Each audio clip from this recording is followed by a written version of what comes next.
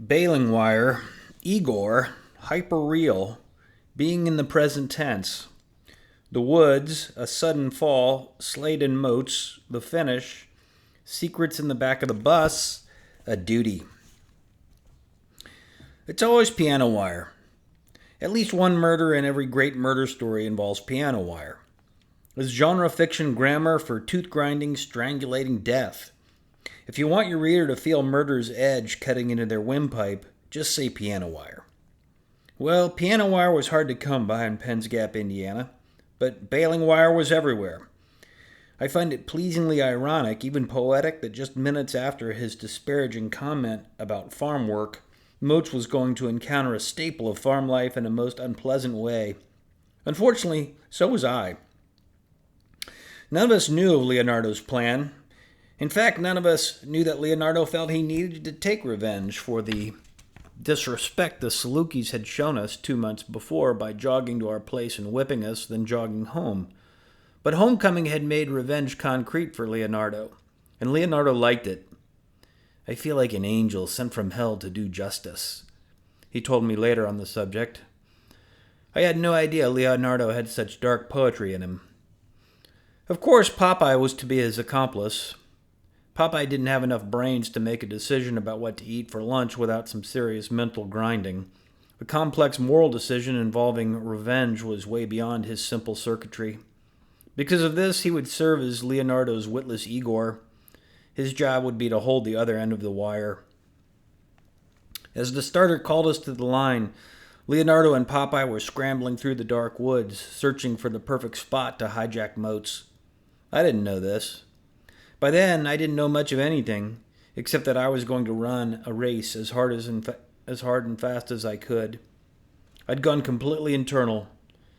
When the starter said set, it sounded to my ears like he was speaking from the bottom of a well. He raised his starting pistol in what seemed like slow motion. I don't remember hearing it go off. I ran on the cue of movement to my left and right.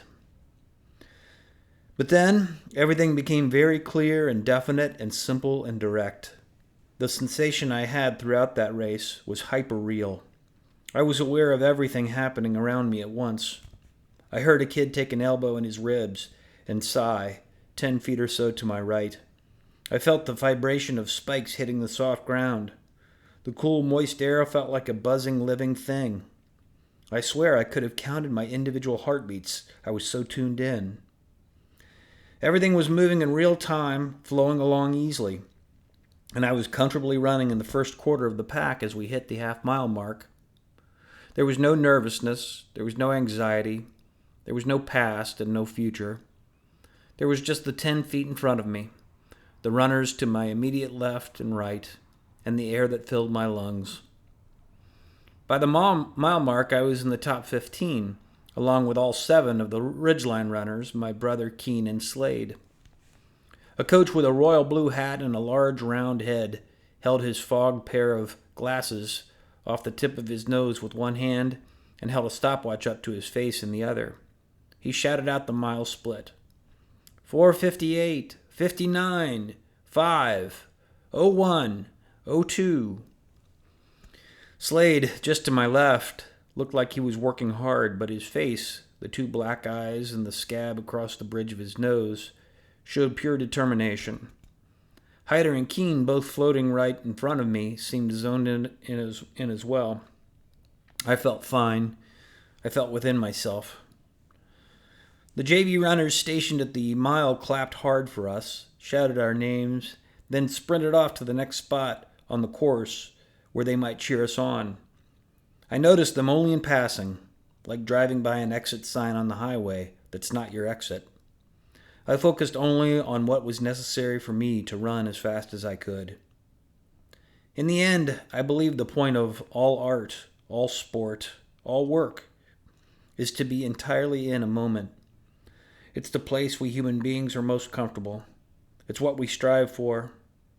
In making love and listening to music and scaling a rock wall or surfing a wave, the point is to be where you are 100% and to be nowhere else. It's what we shoot for every time out. It's where I was on that dark, misty autumn day. By the 2 mile mark, the spectators, my JV teammates, my parents, all the girls watching our race, might as well have been missed. All I knew was the runner in front of me, the runner beside me, and the next turn ahead. The 2 mile mark was just before a short loop through a small, dark, dripping woods. The setting where Coach had been hiding that afternoon, waiting for us to jog by so he could see us before our race. By that point, 3 ridgeline runners had clearly broken free of the pack. 2 runners, strong individuals on weak teams, one wearing white and blue and the other in gold and green, had chased after the tight maroon-silver pack of 3. They were the top 5. Then it was Moats, and me. Somewhere along the way, I'd dropped my fellow bluebirds, barely noticing. I'd decided to stick on Moats until I had to make a decision of some sort. Through the 2nd-mile mark in 10:18, it registered somewhere in the back of my mind that I was on my way to a personal record. I didn't think much of that either. I thought only of the next 20 steps, the next 10 seconds. The dropping sun, the heavy air, and the lateness of the day conspired to make the woods a ghostly place. The grayness of the early evening turned darker under the trees. The branches and leaves, yellow, green, red, and brown that afternoon, were now muted gray, purple, and black. Misty figures stood alongside the course, their handclaps muffled by the atmosphere. The trees seemed gauze-covered. The sound of our spikes on the leaves of the hard-packed dirt path was muted. There was the smell of smoke from some long-dead campfire or some faraway cookout where people didn't know anything about running races. Moats and I, side by side, made our way. His breathing heavy and labored, mine controlled. It was my world complete. Then I saw it. He had a hitch in his stride. His right hand flopped a little after each time his left foot hit the ground, the fingers curling up as if to snatch something invisible out of the air. I was noticing this, thinking that he might be getting tired, thinking he might be tightening up because I, a lowly freshman Penn's Gap snapper, was hanging on to him, thinking of the move I would make and crush him when both of us slammed into the ground. The mulch of the forest floor suddenly filled my mouth. I looked around, dazed, utterly surprised. "What the?" Moats said breathlessly. From behind us, a pack, including Keene, arced around the corner and was upon us almost immediately. A ridgeline runner dodged to our left and slipped and fell in a pile of wet leaves that had been raked off the course. Keene hurtled between us instinctively. My ankle suddenly felt as if wrapped in burning rope. Moats grabbed at his ankle as well. "Shit!" he yelled. "Get up!" yelled Keene as he hurtled down the path. Hyder passed me then, glaring at me as he breezed by, seemingly confused at why I might choose that spot to sit and rest and chat with Moats. Then Slade arrived. He stopped running and leaned over and pulled me from the ground. The cotton tongues of my spikes, I saw, were bright red. "We need you," he said. "We need you up front." And he pushed me onward in front of him. By that time, Moats too had risen. We took off together, Slade just behind us. There was a mile left in the race. As we found our strides again, Slade stuck hard on our heels. After about a quarter mile, he began talking in a quiet, low voice. "You're done, Moats," he whispered like the devil he'd once claimed to be. "This little bastard is faster than all us old guys." Moats turned and glared at him. He looked scared. I remembered those words from somewhere back in my shared past with Slade. I remembered them and felt a jolt of energy. I almost laughed out loud. Moats was toast.